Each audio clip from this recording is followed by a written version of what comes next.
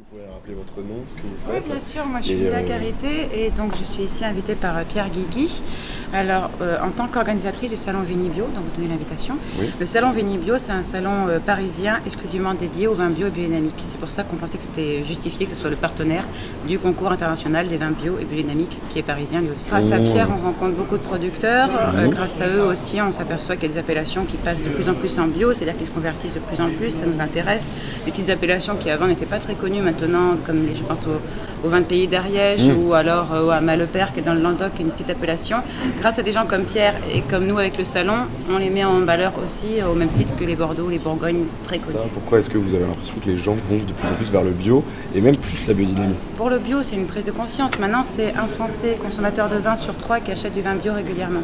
Ça veut dire que ça fait partie intégrante de sa consommation. Pourquoi? Il y a une prise de conscience, comme je disais, parce que simplement on a envie d'être de quelque chose de sain, aussi bien dans l'agriculture que dans que notre dégustation de tous les jours, que pour nos enfants, quand on est jeunes parents, je pense aussi. Il y a une envie de mieux manger, de mieux boire général, et puis quelque chose qui ne nous fait pas du mal en fait. Quand vous buvez du vin bio, finalement, vous buvez du bon antioxydant. Alors, est-ce que c'est l'occasion pour certains exploitants de décrocher un peu une place dans... Complètement, et puis c'est vrai que alors oui, parce que moi je vais en découvrir, de la même manière que ça va être dans le sens inverse aussi. Pierre, des fois, via mon guide, va en découvrir aussi.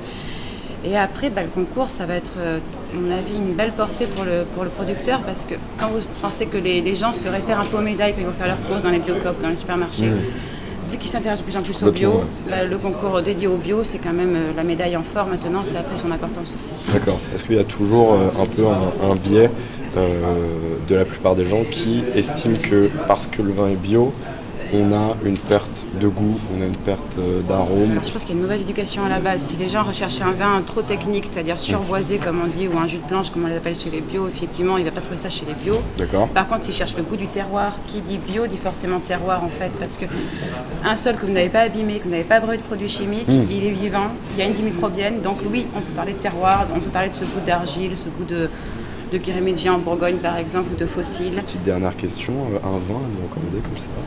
Ça c'est trop dur, ça dépend de ce que vous allez manger ce soir. Eh bien, ce soir, je mange un confit de canard. Un confit, alors un vin du sud-ouest, un vin de Carcassonne par exemple. Superbe. Très bonne idée. Génial. Merci beaucoup. Merci à vous.